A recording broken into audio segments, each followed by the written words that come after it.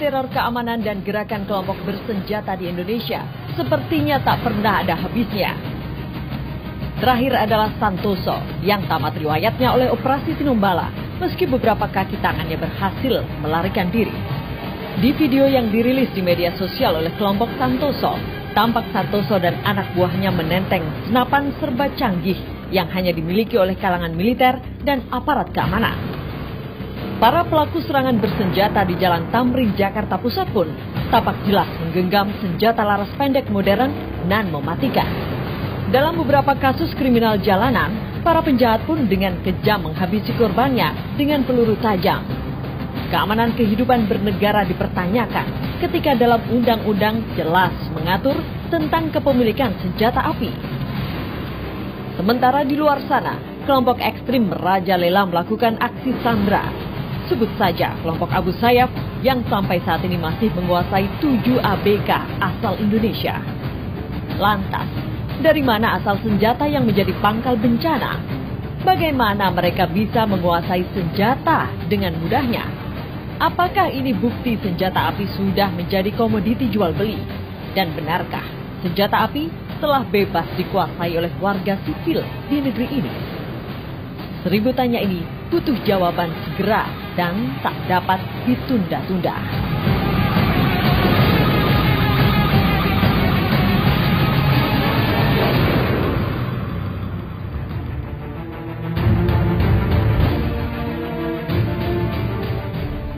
Selamat malam, saya Arwi Diardi. Peredaran gelap senjata api semakin mempersulit penanganan dan juga pemberantasan terhadap tindak pidana terorisme. Selama ini masih ada tanya dalam benak kita, dari mana para kelompok radikal ini bisa memperoleh senjata? Bagaimana transaksinya? Siapa penghubungnya? Lantas bagaimana mereka juga bisa memperoleh uang untuk memperoleh senjata-senjata tersebut? Malam ini itulah yang akan kami ungkap di Benang Merah. Untuk itu sudah hadir sejumlah narasumber kami di studio. Yang pertama ada Brigjen Polisi Agus Rianto, Karopenmas Polri. Selamat malam, Pak Agus. Waalaikumsalam. Di sebelahnya ada Pak Ali Fauzi, ini mantan instruktur Jamaah Islamiyah. Selamat malam, Pak Ali Fauzi. Mas Aryo. Kemudian di sebelahnya ada Mas Ramli, ini mantan pedagang senjata. Selamat malam, Mas Ramli. Selamat malam. Kemudian yang terakhir ada Mas Wawan Purwanto, pengamat terorisme dan juga intelijen. Selamat malam, Mas Wawan. Selamat malam. Saya mau ke Pak Ali Fauzi. Pertanyaan semua orang adalah, dari mana para kelompok radikal, para teroris ini selama ini memperoleh senjata?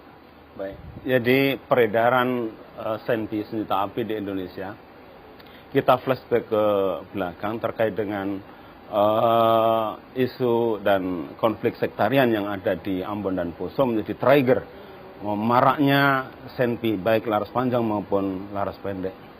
Di mana pada saat itu memang bisa diakui konflik cukup berkepanjangan dan kemudian kelompok satu dan yang lain saling memegang senjata api. Yang saya ketahui bahwa mereka menggunakan 2 jenis pola. Pertama, menggunakan jenis senjata rakitan yang bisa didapat kalau di wilayah Jawa, ada di wilayah Bandung, nanti mungkin Mas Ramli bisa menjelaskan, dan juga ada di wilayah Jawa Timur. Tapi kemudian pada saat bersamaan juga di Ambon ada terjadi mereka menjebol satu gudang senjata yang dimiliki oleh kepolisian pada saat itu di Tantui, dan ada banyak ratusan senjata yang keluar. Seiring dengan kebutuhan mereka, maka ada alternatif lain, mereka kemudian mendatangkan senjata organik, senjata otomatis daripada tetangga kita. Ada 2 jalur yang mereka pakai, jalur utara dan jalur selatan, jalur Kalimantan dan jalur Sulawesi.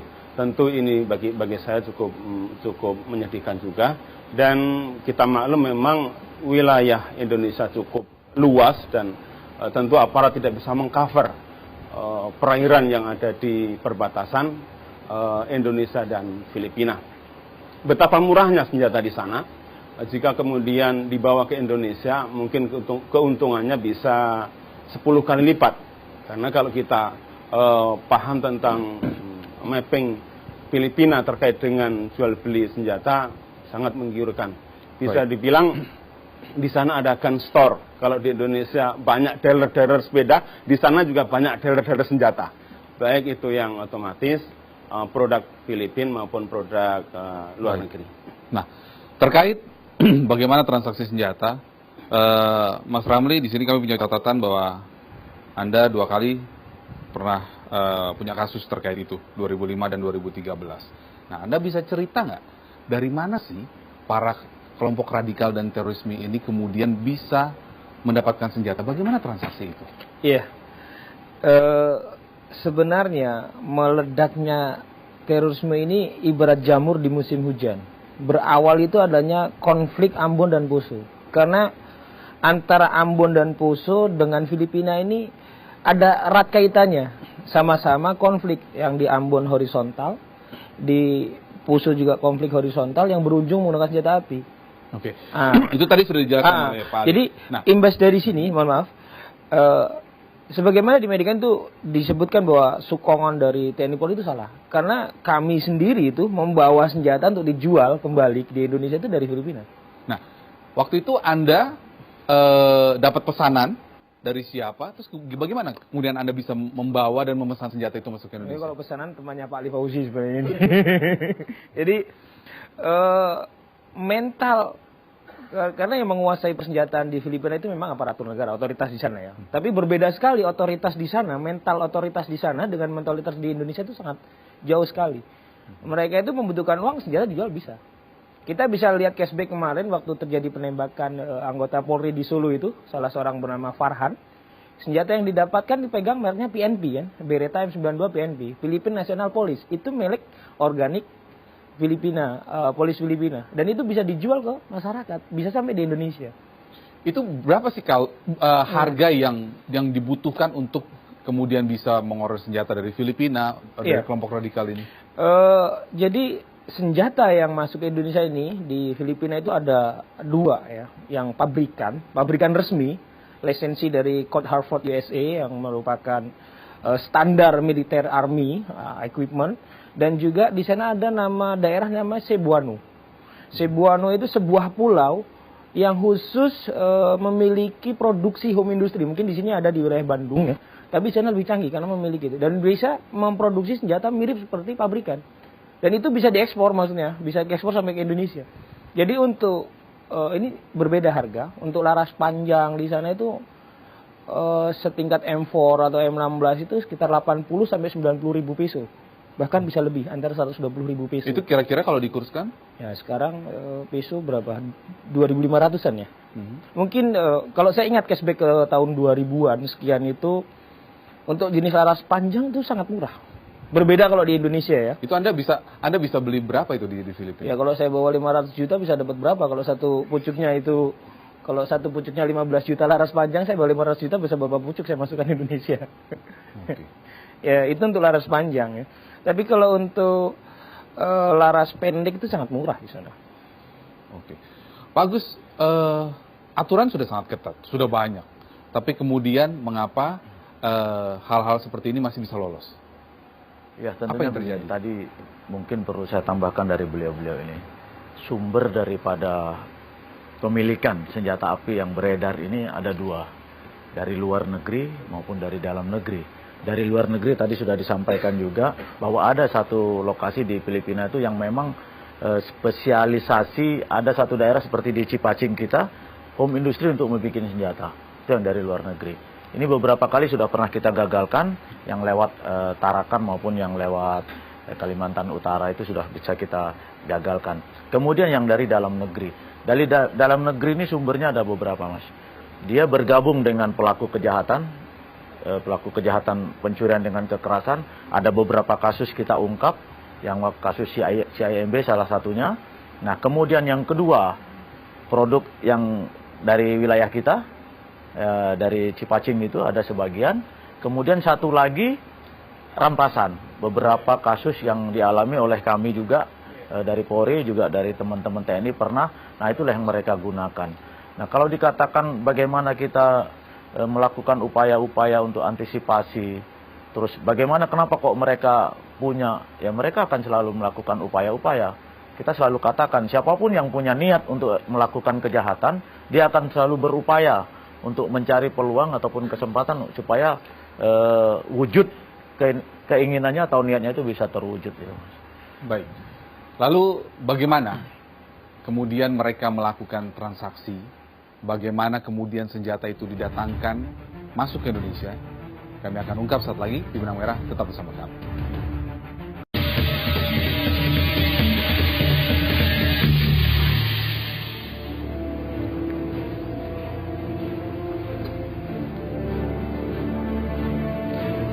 Anda kembali bersama Benang Merah. Mas Wawan, kalau dalam sebuah kelompok radikal itu biasanya ada divisi yang mengurusi bagian luar negeri, ada yang bagian kelompok bersenjatanya, ada yang bagian clandestine, atau mereka bergerak di bawah. Nah, kalau urusan membeli senjata ini, kelompok mana atau divisi mana yang biasanya bergerak atau mengurusi ini? Ya, itu termasuk yang clandestine. Karena dia kalau terbuka pasti habis. Karena barang bukti itu jelas ya. Kemudian susah untuk dihancurkan.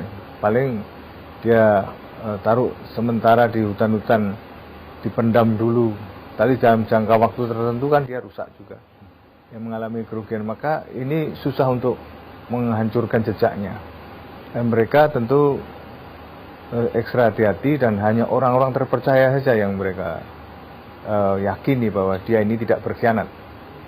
Dia juga takut jebakan bahwa ini ternyata aparat yang jebak, gitu dia takut. Di samping itu ada kode tertentu pada saat penyerahan, beras pas. Jadi pada waktu penyerahan maupun pembayaran itu ada juga yang transfer, tapi transfer ini kan riskan karena bisa dilacak. Gitu. Banyak kan mereka cash and carry atau beras pas dengan syarat memang dia yakin.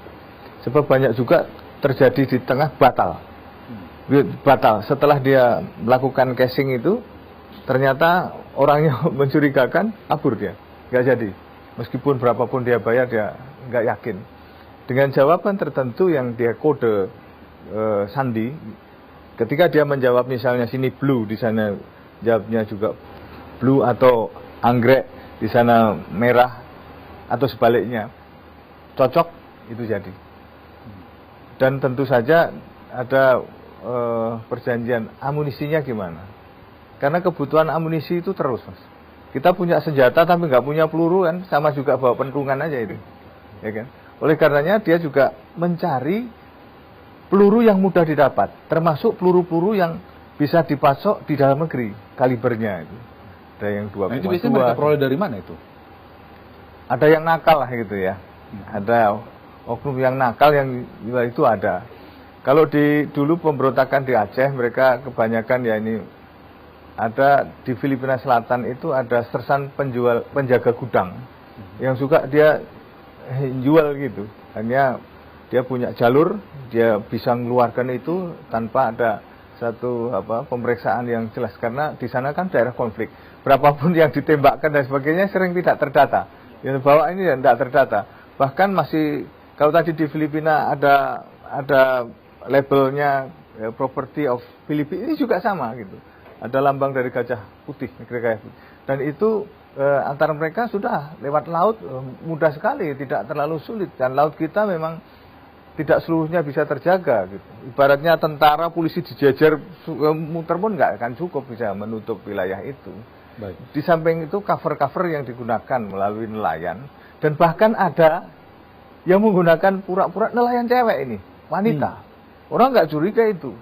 Kalau perbatasan di Maluku dia pakai ketinting itu, waktu ada patroli dia tiarap sedikit di tengah kegelapan, sudah begitu patrolinya lewat, dia lewat juga. Main seperti itu. Jadi kucing-kucingan ini terjadi di wilayah. Baik, benar begitu Mas Ramli. Jadi menggunakan nelayan juga, menggunakan perempuan juga. Ketika dulu mengirim senjata, seperti apa? Mas Wawan ini malah seperti pelaku pedagang ini, jawabannya ini. Memang hampir seperti itu. Jadi yang jelas bagaimana kita bisa mengirim paket ini melewati perbatasan 3 negara ini, Filipina, Malaysia, dan Indonesia. Siapa yang bisa ngirim paket ke perbatasan, dia yang menang. Jadi dari Filipina bisa kita kirim melalui perbatasan Malaysia yang masuk ke Tarakan, atau kita kirim melalui perbatasan Sulawesi yang akhirnya Halmahera dan masuk ke Ambon.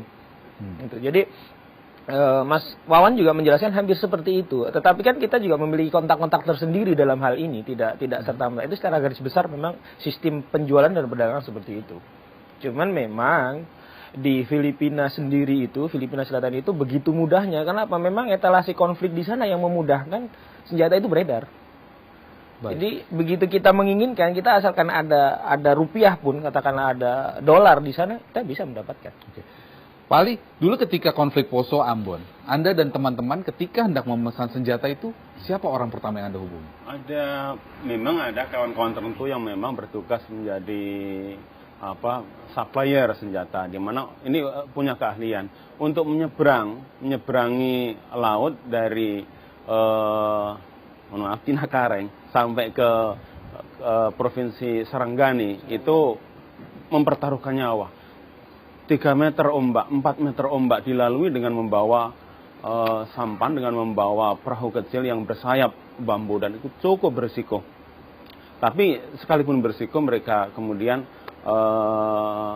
tetap mereka lakukan karena kebutuhan yang ada di Indonesia. Dan memang mereka juga sering menggunakan camouflage. Tentu membawa barang itu tidak kemudian dibawa secara utuh. Itu dipisah-pisah, barrelnya dipisah, kemudian cover barrel juga dipisah, bodinya juga dipisah. Ketika dicek secara kasat mata. Tapi itu semua ketika dipisah dikirim satu paket atau berbeda? Dipisah-pisah, ada satu kardus ini cover barrel, kemudian satu kardusnya itu yang gun stocknya itu jadi beda-beda. Ketika dicek satu, itu sepertinya ke sepeda motor saja. Dan itu tidak kemudian aparat yang menjaga di pelabuhan itu tidak curiga, dikiranya itu sepepat saja. Padahal itu senjata yang cukup mematikan. Begitu sampai di Ambon maupun di Poso, ada kemudian di sana rakit ulang. Yang kemudian tidak dipakai pada saat itu dikirim ke Lamongan. Mohon maaf Mas Aryo, 2002 ada polisi menemukan puluhan senjata di Lamongan terkait dengan Mas Amrozi pada waktu itu ditangkap karena terkait dengan bom Bali. Ditemukan puluhan senjata di hutan dadapan Solokuro Lamongan. Publik pada waktu itu menduga, mengira, menyangka bahwa senjata ini punya siapa kalau bukan polisi. Ini polisi yang menanam, bukan.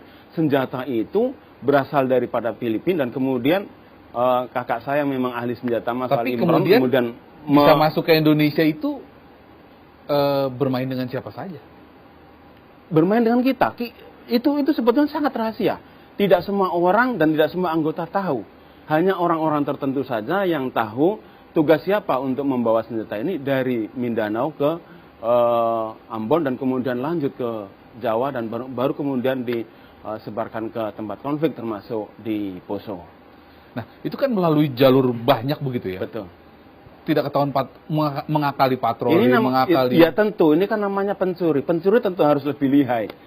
Yang saya katakan tadi, mereka punya camouflage. Biasa mereka tidak membawa sendiri, tapi kemudian dititipkan kepada mereka yang suka membawa barang di pelabuhan. Tapi kemudian dipantau dari jauh. Itu saling kenal?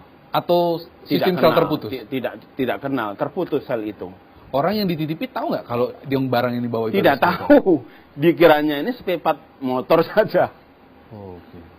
Bagus. Kalau melihat cara seperti ini, tampaknya orang berpikir pantas senjata-senjata itu bisa masuk. Nah, kemudian apa yang bisa dilakukan oleh polisi? Iya, tentunya kita melibatkan masyarakat. Tadi Pak Wawan sudah sampaikan, berapapun petugas kita jejer di sepanjang pantai, kita tidak akan mampu untuk memonitor ini. Karena tadi beliau juga sampaikan, ya kucing-kucingan sama petugasnya. Karena kita punya nelayan-nelayan yang cukup tangguh. Dalam artian bahwa mereka sudah kenal wilayah itu, kapan ombak, kapan tidak. Dan bahkan kalau kapal-kapal kita juga kan ketahuan, oh ini kapal patroli, saya harus pada saat itu ada di mana. Nah itu, kemudian caranya tadi dibelah-belah, kemudian dipotong-potong, dititipkan pada orang yang tidak mengenal. Kita beberapa kali menangkap di lewat pelabuhan laut, ada bungkusan, memang yang isinya antara lain ya seperti spare part, kemudian juga ada minuman keras. Kita tanya pemiliknya siapa, tidak tahu semua. Karena memang yang dititipin tadi itu tidak mengenal siapa yang menitipkan. Yang penting nanti di sana ada penerimanya, gitu, dengan biaya tertentu mereka terima. Nah, sehingga itu bisa mereka manfaatkan jalur-jalur seperti itu. Baik. Benarkah hanya bermodalkan rokok Indonesia, maka sudah bisa meloloskan membawa senpi dari wilayah Jenderal Santos? Kami akan hadirkan ceritanya sesaat lagi.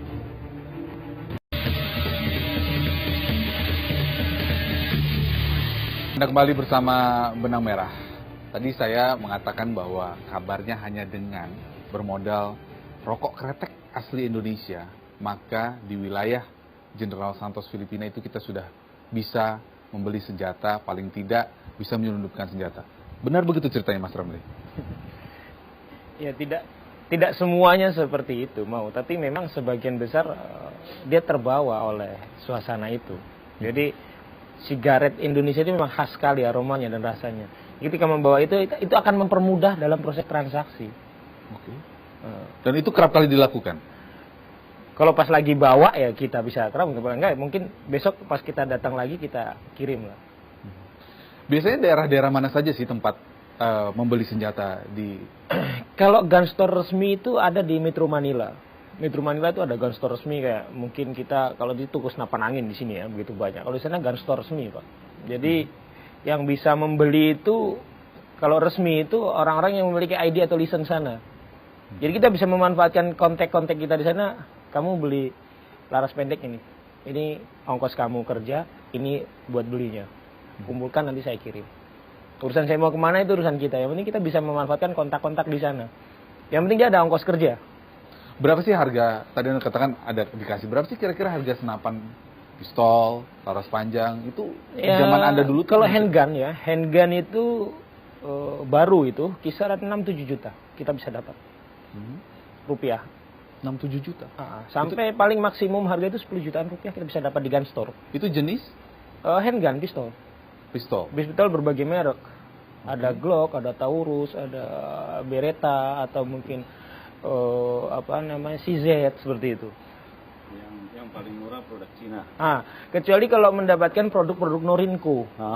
Norinco itu produk Cina, tapi standar juga dipakai oleh army sana. Karena kan sebenarnya setiap negara ini memiliki pabrikan senjata untuk dijual ke negara lain. Mungkin Indonesia memiliki pindad untuk dijual ke negara lain. Di Filipina itu juga memiliki under license of Court Harford itu di Metro Manila itu juga memproduksi untuk dijual ke army sana dan jual beberapa negara lain.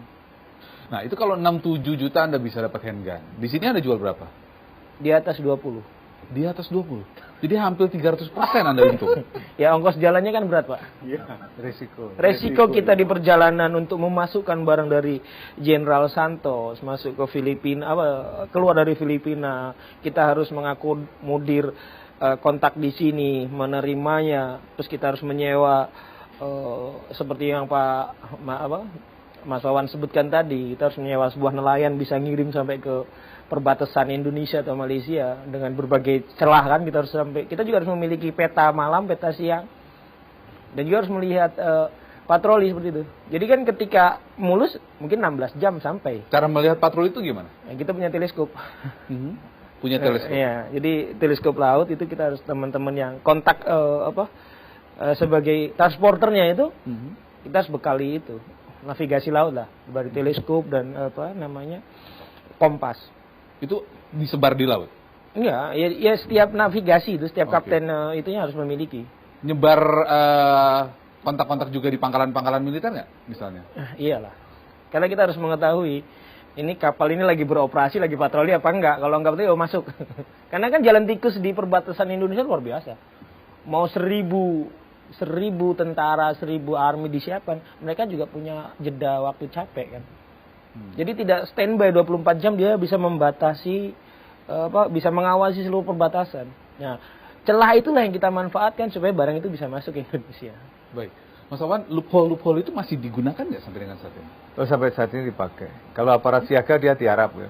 Tidur. Ya, begitu aparat tidur, lagi muter kemana. Tadi Jadi kan itu ada benar ya? oh betul. Jadi ketika kapal-kapal KRI itu misalnya lagi patroli ke tengah gitu, mereka tiarap. Ya tiarap. Begitu sudah bersandar, oh Dia ini balik lagi. kodenya. Oh. Dan dia tahu jam-jamnya. Udah jam-jamnya udah lewat. Habis itu kerjasama satu sama lain kontak lewat agak minggir-minggir, sudah dia lepas lagi, dia masuk lagi. High risk high return kan. Ya, risiko tinggi, returnnya juga tinggi. Nah, keberanian ini mereka lakukan bertahun-tahun kerjasama dengan nelayan situ yang tahu arah gelombang. Di mana gelombang jam sekian anginnya kencang dia hindari. Dia pada saat angin tidak terlalu kencang dia mulai masuk. Mereka hafal dengan itu karena pelaut-pelaut ini pelaut-pelaut yang sudah memiliki pengalaman. Nah, kebanyakan di kita ini juga ada keterbatasan dari patroli itu kan keterbatasan dari sana sini kan memang biayanya besar untuk menggerakkan kapal-kapal itu kan biayanya tidak kecil. Apalagi kalau menggunakan pesawat patroli udara 1 jam jalan aja 400 juta Pak. Yeah. Dan itu belum tentu nemu kan, nggak jalan terus dapat 1-2 nggak cucuk ibaratnya. Dan kita memang ada keterbatasan di situ. Nah pada waktu di perbatasan dengan Filipina juga kita kan kerjasama juga dengan patroli mereka, juga dengan Malaysia, kerjasama dengan mereka. Bahkan pernah juga kerjasama 1 heli itu isinya 4 negara. Antara lain Indonesia, Malaysia, Singapura, Thailand waktu itu bareng keliling gitu. Yang paling banyak ngirim memang helikopter dari Singapura gitu. Kemudian dengan Malaysia sendiri, dengan Filipina kita juga kerjasama untuk patroli bersama. Tapi nanti sudah tenang, tidak lagi. Kita lebih cenderung mengamankan wilayah kita sendiri. Maka saat itulah dia masuk lagi. Belum lagi perbatasan darat di Malaysia, di Kalimantan. Kalimantan juga masuk. Dan sekarang itu mereka lebih berani untuk masuknya.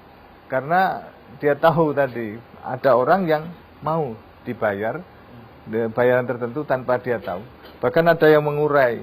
Dan sekarang bahkan dipecah-pecah yang hanya alurnya saja. Baik. Alur tapi alurnya asli. Di sini dirakit. Roofing. Ya. Dan itu alur asli, pematoknya asli, kemampuannya sama kayak senjata pabrikan. Ya kan. Yang penting jago di bengkel bubutnya.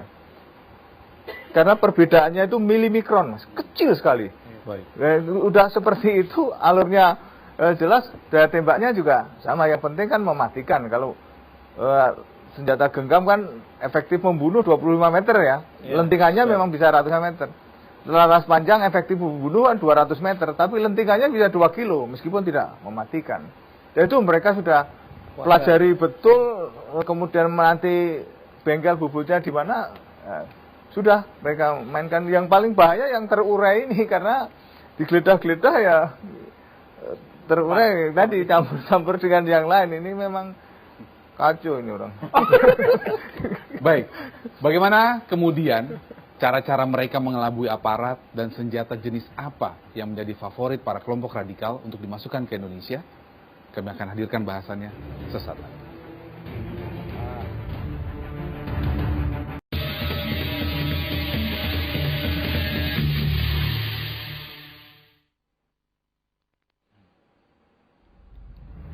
Anda masih bersama Benang Merah. Lalu jenis senjata apa saja yang menjadi senjata favorit para kelompok radikal, para teroris ini? Pak Ali, biasanya jenis-jenis senjata apa sih yang jadi favorit para kelompok radikal ini? Ya, ada 2 jenis. Yang pertama jenis pistol. Tentu yang mereka datangkan pistol beneran, pistol otomatik. Biasa mereka membeli pistol jenis Beretta. Ada kemudian beberapa waktu lalu ditangkap di Solo. Juga ada yang terbaru dari kelompok ini adalah Glock. Di mana Glock ini sebetulnya pistol yang hanya dimulai oleh pihak tertentu saja, oleh tim elit polisi. Tapi kemudian mereka juga mendatangkan laras panjang. Ada 2 jenis yang ideal yang mereka sering datangkan. Pertama jenis senjata Armalite atau M16. Yang kedua Kalashnikov atau AK-47. Di mana kita tahu di hutan yang dibawa oleh kelompok Santoso kemarin kebanyakan juga senjata-senjata yang tipikal dua ini. Kalau tidak M16 juga AK-47. Nah, terkait Glock, ini kan banyak juga dipakai oleh polisi. Nah, kok mereka bisa masuk? Apakah artinya mereka bermain? Iya. Begini Mas Aryo, saya bisa katakan teknologi yang mereka pakai sebetulnya lebih dulu daripada yang dipakai oleh polisi. Tahun 2000 kami sudah membawa handphone yang pakai satelit, di mana setiap ada langit saja handphone itu bisa dipakai. Di tengah laut, di pinggiran Jenderal Santos, di pinggiran Tinakareng atau di Sangir, itu bisa dipakai. Dan saya bisa pastikan juga polisi Indonesia belum pegang Glock, kita yang di sana sudah pegang Glock. Glock itu lebih dulu dipakai oleh kita yang berada di Filipina, dan kemudian ada sebagiannya juga dikirim ke Indonesia. Oke. Nah, kalau terkait senjata, kita lihat Santoso bawa 16. Itu kira-kira senjatanya dari mana ya? Saya pikir sebagian besar senjata mereka itu sisa-sisa konflik yang ada di Ambon, sisa-sisa konflik yang ada di Poso, juga senjata yang dikirim dari Filipina ke Indonesia. Mas Romli, Anda tahu? Kita tahu ada bom Tamrin, kemudian ada Santoso, ada Nurdin M-Top, Dr. Azhari. Itu semua mereka senjata-senjata itu dari mana? Jangan-jangan Anda lagi yang masuk ya? Bisa jadi, karena udah berpindah tangan. Tapi kalau kita bisa melihat itu senjata itu produkan mana. Ketika menjadi BB kita bisa lihat itu senjata produkan mana. Karena kan setiap negara itu memiliki kode-kode registrasi tersendiri. Jadi ada berapa belas huruf itu, ini untuk kode Asia, ini Indonesia dan sebagainya. Karena Code Hartford itu yang beredar di Asia kan lisensinya itu Filipina, Singapura. Ada lisensi dari Code Hartford USA itu. Itu di dua negara itu untuk Asia Tenggara.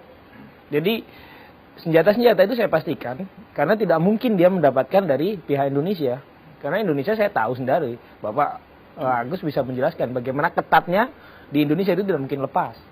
Saya tambahkan Mas Aryo, jadi kalau untuk M16 itu secara spesifik ada 3 yang beredar dan kemudian dibawa ke Indonesia yang langsung produk Amerika. Di safety-nya, itu kan di atas safety-nya itu memang ada made in USA, made in Singapura dan made in Filipina. Itu secara kasat mata kita bisa tahu bahwa senjata ini adalah datang dari sana. Baik, Pak Agus, kita tahu kalau polisi misalkan permajaan atau membeli senjata, begitu katakan laras panjang atau jenis handgun, itu kan biasanya senjata yang lama disimpan. Nah, bagaimana polisi bisa memastikan senjata yang lama disimpan itu kemudian tidak disalahgunakan, bahkan dijual ke kelompok-kelompok radikal? Karena itu beberapa kali dalam kasus itu terjadi. Iya. Pertanyaannya sadis ini. Berat jawabnya. Iya. Jawabnya ringan, pertanyaannya sebetulnya yang salah gitu kan. Kalau kita dikatakan menjual itu resikonya sudah pasti besar, ya Mas. Karena jangankan kita, masyarakat sipil saja yang tidak memiliki yang tidak diizinkan memiliki izin untuk menggunakan senjata itu hukumannya kan maksimal hukuman mati, Mas. Itu hukuman seumur hidup ataupun 15 tahun. Apalagi kami yang dari aparat. Kalau ada anggota yang dengan sengaja berani melakukan itu, tentunya sudah siap melakukan risiko. Nah, seandainya mereka mau bermain-main, tentunya ini kan pendataan ini kan tidak oleh satu orang, Mas.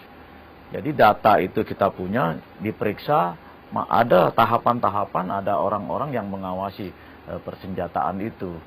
Nah, sehingga kalau misalnya ada satu yang kemungkinan hilang, ya, kalau misalnya dalam kondisi misalnya kebakaran atau mungkin pindah tempat, kemungkinan ada salah hitung atau apa.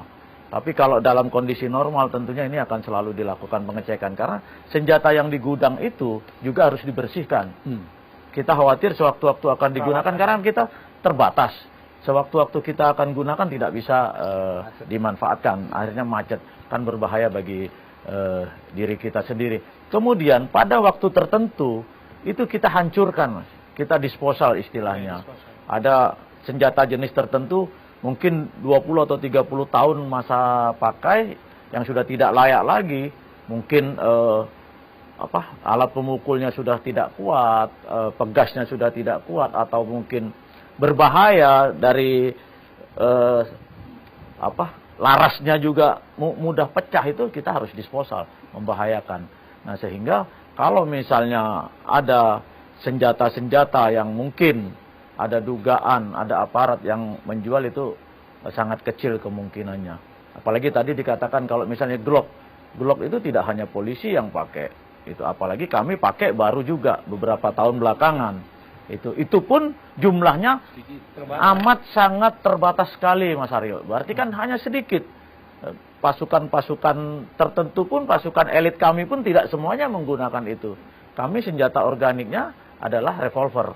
Itu yang kita gunakan. Memang ada sekarang senjata baru yang kita gunakan, itu buatan Ceko. Tapi juga Yugo, CZ 99 Para. Itu kita gunakan sekarang. Tapi itu juga amat sangat sedikit, Mas. Terbatas sekali. Sehingga bagi kami, kalau ada anggota yang sengaja untuk melakukan itu, berarti dia sudah, pertama, dia siap menghadapi risiko untuk mungkin akan menghadapi ancaman sanksi yang berat. Yang kedua, mungkin anggota itu sudah tidak waras lagi, Mas. Baik. Ya kan? Karena memang berbahaya kan itu, Mas. Baik. Lalu bagaimana cara kita untuk bisa menghentikan ini semua?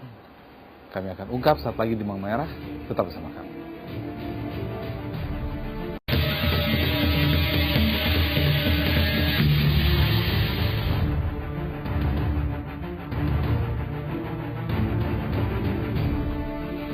Anda masih bersama Benang Merah.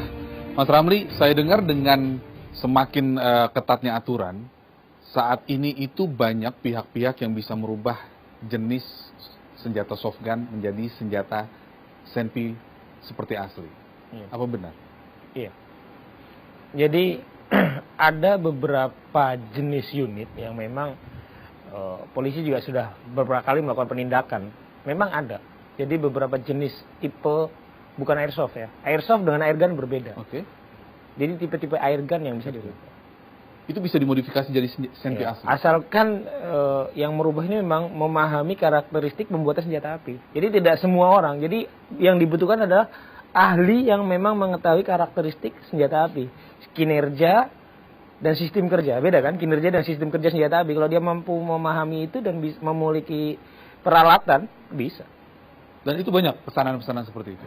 Ya, banyak yang meminta, tapi kan tidak semua mau memberikan. Oke, baik. Terakhir, Pak Ali, apa yang bisa kita lakukan untuk menghentikan ini semua? Ya, tentu pengawasan pihak kepolisian juga harus ditingkatkan, terutama di perbatasan Sulawesi, Filipina, perbatasan Kalimantan, Tawi-Tawi, Malaysia. Jadi sejauh yang saya pahami memang upaya-upaya untuk memasukkan senjata daripada luar ke Indonesia terus berjalan karena mereka sebenarnya trauma.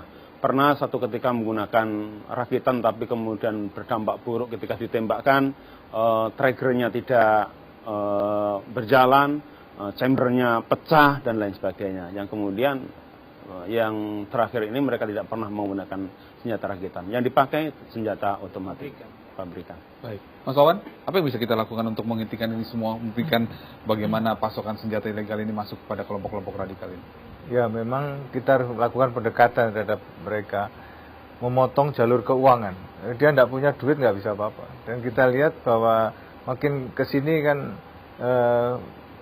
kelompok-kelompok radikal kelihatan sekali bom-bomnya juga kecil-kecil. Karena memang mereka pasokannya sudah mulai berkurang. Di samping itu juga untuk logistik hari-hari, untuk pelarian, untuk dia melakukan kontak komunikasi kan makin mengecil.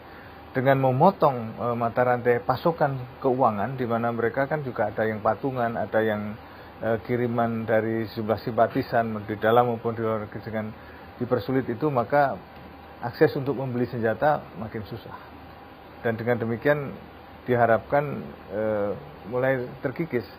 Kalaupun mereka sudah punya senjata, tapi tidak ada pemasok amunisi karena kekurangan keuangan, maka dia juga tidak bisa menggunakan itu. Dan kita lihat upaya mempresur kelompok Santoso misalnya, memotong logistiknya juga kehabisan mereka amunisinya itu. Dan satu persatu bisa dipatahkan.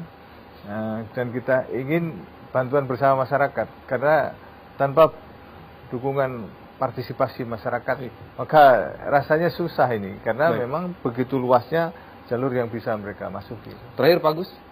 Iya, Bapak Kapolri tahu betul apa yang harus kami hadapi. Pak Tito paham dengan kondisi yang ada, terutama beliau pernah lama di Densus yang bertugas memerangi ataupun mencegah terjadinya peristiwa-peristiwa radikalisme ini. Jadi beliau memerintahkan kepada seluruh jajaran meningkatkan intensitas dan kuantitas pelaksanaan patroli perairan. Dengan keterbatasan yang kami miliki, kami tingkatkan. Juga memberdayakan nelayan-nelayan yang ada di sekitar wilayah tersebut. Kemudian yang kedua, Babin Kamtipmas. Babin Kamtipmas kami upayakan saat ini satu desa, satu babin. Babin Kamtipmas maksud saya. Nah ini diberdayakan, bekerja sama dengan masyarakat, apa tadi yang disampaikan oleh Pak Wawan, betul sekali. Dengan 400.000 personil kami tidak akan mampu menguasai 17.000 lebih pulau yang ada di Indonesia. Kami juga berterima kasih sampai dengan saat ini dukungan masyarakat kepada kami terus semakin meningkat, semakin baik, sehingga kami berharap ke depan kami bisa menjadi juga polisi yang semakin baik juga. Baik. Jika perdagangan gelap, senjata tidak dihentikan, selama itu ada, maka selama itu pula pasokan senjata bagi para kelompok radikal ini terus ada dan tidak bisa dibinasakan. Untuk itu, menjadi tugas dari aparat-aparat terkait dan lembaga-lembaga terkait untuk menghentikan ini semua. Tapi jangan lupa, masyarakat juga harus dilibatkan. Masyarakat juga harus peka terhadap ini semua agar kita bisa bersama-sama untuk mencegah ini terjadi di negara kita. Karena NKRI merupakan harga mati. Kita ketemu.